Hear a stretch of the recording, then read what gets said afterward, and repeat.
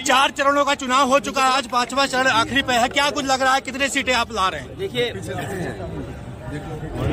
आपने बीजेपी के नेताओं की भाषण सुन लिया होगा।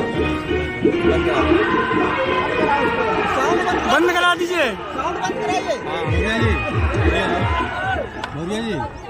बीजेपी के नेताओं के भाषण और भाषण में उनकी बातें आपने सुन ली होंगी। 4 चरण के बाद ही उनके भाषण की भाषा बदल गई। वही पुरानी कहानी सुना रहे हैं, वही घिसे पिटे डायलॉग सुना रहे हैं। ये इस बार जनता इनको सुनने के लिए तैयार नहीं है। जो 10 साल में दिल्ली की सरकार के जो कामकाज थे और उत्तर प्रदेश के 7 साल, तो लगभग 17 साल की सरकारों का हिसाब किताब देना है।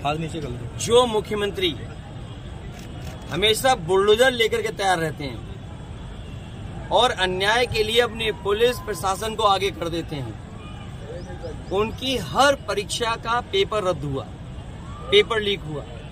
और ये पेपर लीक हुए नहीं हैं, सरकार ने जानबूझ करके कराए जिससे नौकरी न देनी पड़ जाए।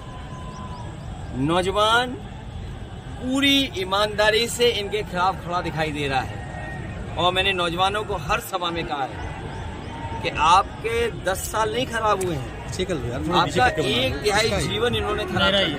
नीचे करके बना ठीक है, जब आईडिया आएगी तभी न किसान की आय दोगुनी हुई, न महंगाई को रोक पाए, और इलेक्टोरल बॉन्ड से इन्होंने जो पैसे की वसूली की उससे तो इनकी भ्रष्टाचार की पोल खुल गई। जो लोग दूसरों पे आरोप लगाते थे भ्रष्टाचार का, बताओ इलेक्टोरल बॉन्ड से इनके भ्रष्टाचार की पोल खुल गई कि नहीं खुल गई। और इसके साथ साथ जो आज बाजार में महंगाई है, इन इलेक्टोरल बॉन्ड की वजह से भी है, जिनसे आप 1000 करोड़ रुपए ले लोगे, 500 करोड़ रुपए ले लोगे, 400 करोड़ रुपए ले लोगे, वो बताओ दुगना मुनाफा कमाएंगे कि नहीं कमाएंगे। तो उत्तर प्रदेश के साथ जो भेदभाव हुआ है, बिजली का प्लांट लगाया समाजवादियों ने बगल में, क्या बिजली सस्ती हुई कि महंगी हो गई? मीटर लगा करके इन्होंने बिजली महंगी कर दी। और इस देश का और उत्तर प्रदेश का नौजवान अग्निवीर वाली व्यवस्था फौज की कभी स्वीकार नहीं कर सकता। जब भी सरकार में आएंगे, अग्निवीर व्यवस्था हमेशा हमेशा के लिए खत्म हो जाएगी। और 4 जून को हमारे आपके खुशियों के और सुनहरे दिन तो आ ही रहे हैं, लेकिन हमारे प्रेस के लिए भी फ्रीडम का दिन है वो। सर क्या लगता है कि जहां प्रधानमंत्री जब भी मंच पे जाते हैं सिर्फ और सिर्फ अखिलेश यादव उनके जुबान पे रहते हैं, क्या लगता है, क्या दिख रहा है इनको? देखिए, जो हताशा है, ये लोकतंत्र का और 2024 का ऐसा चुनाव है जो जनता खुद लड़ रही है और जनता को ये लगता है कि उनका संविधान खतरे में है। इधर जो उन्होंने कदम भी उठाए हैं, किसी की सुनवाई नहीं है। अगर संस्थाएं खत्म हो रही हैं, अगर आपकी सुनवाई संस्थाओं से नहीं है, संस्थाओं में कोई सुनवाई नहीं है, तो समझ लो ये संविधान गया आपका। सर, इनके केंद्रीय मंत्री पुरुषोत्तम रूपाला, जिन्होंने क्षत्रियों पे सीधे सीधे प्रहार किया, उन्होंने कहा मुगलों का जो समय था उस समय में इनका रोटी बेटी का। तो ये सुना है कि यहाँ पे क्षत्रियों की ईडी और सीबीआई भी हो रही है। तो सर सोचिए, ये हर एक के खिलाफ हैं। जब दूसरे लोग सुपर, फिर ये अपने लोगों के भी खिलाफ हैं। ये बीजेपी के वो लोग हैं जो हर एक के खिलाफ हैं। ये तो चलो एक भाषा और व्यवहार रहा किसी एक व्यक्ति का। मैं खुद मंदिर में गया, वहाँ के पुजारी ने मना किया मत धो मंदिर। पुजारी मना कर रहे, पंडित जी उस मंदिर के मना कर रहे मत धो, लेकिन बीजेपी वालों ने बताओ मंदिर धोया। क्या इसीलिए आप अयोध्या नहीं जा रहे हैं? धोया मंदिर, अयोध्या इसीलिए नहीं जा रहे हैं? तस्वीर दिखा दूं, मैं तो उसके बगल से उड़ के आया हूँ। संजय सिंह का सर, संजय सिंह का एक बयान है, जो भगवान, जो धर्म, जो शंकराचार्य, जब शंकराचार्य नहीं कर रहे हैं दर्शन, और मैंने तो ये कहा कि जब भगवान बुलाएंगे तो मैं जाऊंगा। और फिर अपने भगवान श्री राम तो ऐसे हैं, कब किसका बुलावा जाए किसी को नहीं पता। सर, संजय सिंह केजरीवाल का जो दावा है वो 4 जून के बाद मुख्यमंत्री उत्तर प्रदेश के बदल जाएंगे, ऐसा आपको क्या लगता है? कोई नई बात नहीं है। आप सोचिए, मध्य प्रदेश में जिन मुख्यमंत्री की वजह से सरकार उनकी बनी, उसी मुख्यमंत्री को हटा दिया, उसी मुख्यमंत्री को हटा दिया। वसुंधरा राजे राजस्थान में जो चेहरा थी मुख्यमंत्री के, जिसके से वोट मिला, उन्हें हटा दिया। और इस आपको सोचना चाहिए, पुलिस विभाग के लोग भी खड़े हैं, अधिकारी खड़े हैं, ये पहली सरकार है जिसने अपना चीफ सेक्रेटरी नहीं अपॉइंट कर पाया। न जाने कितने आईएएस अधिकारी बिना चीफ सेक्रेटरी बने रिटायर हो गए और आज भी दुखी मन बैठे हैं उनके बैच के लोग। और अभी तक सरकार के पास परमानेंट डीजीपी नहीं है। तो सोचिए आप, जो अभी तक दूसरे से लड़ते थे वो अपनों से ही लड़ रहे हैं। देखिए, जो कुछ होता है पीएमओ क्यों नहीं जानेगा, सीएम ऑफिस क्यों नहीं जानेगी? अगर वो बीजेपी के कार्यालय पे धरना देने जा रहे हैं तो उनके घर पे पुलिस जा रही है। और फिर आपने ईडी, सीबीआई, इनकम टैक्स का काम करने का तरीका तो देख लिया ना, क्या उसमें नहीं भेदभाव हो रहा? अखिलेश जी कहती है कि पूर्वांचल में धर्म से काम चल जाएगा, आप क्या कहते हैं?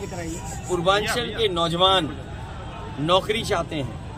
आज भी अगर फौज में और पैरामिलिट्री फोर्स में और पुलिस में अगर आप हिसाब किताब लगाओगे नंबर्स का, तो सबसे ज्यादा पूर्वांचल के नौजवान हैं जो सीमा की रक्षा पे जा रहे हैं या पैरामिलिट्री में जा रहे हैं। यूपी में आप कितनी सीट जीत रहे हैं? हम लोग तो जगह जगह जाते हैं, जैसे एयरपोर्ट है या और जगह जो मिलते हैं, सिक्योरिटी मॉल है, वो सब यूपी के लोग हैं। और मैं आपको गणित बताता हूँ कि जिन बच्चों का इन्होंने भविष्य छीना है, पेपर रद्द होने से जिन बच्चों की नौकरी नहीं हो पाई है, ऐसे 60 लाख बच्चे हैं जो समय समय पे परीक्षा लिखे हैं। अगर 60 लाख बच्चों के केवल हम माँ बाप जोड़ दें तो 60 लाख गुणा 3, 1 करोड़ 80 लाख, और 1 करोड़ 80 लाख को अगर भाग दे दें 80 लोकसभाओं से, तो हर लोकसभा में 2,25,000 वोट कम हुआ है सरकार का, जब बीजेपी वालों का।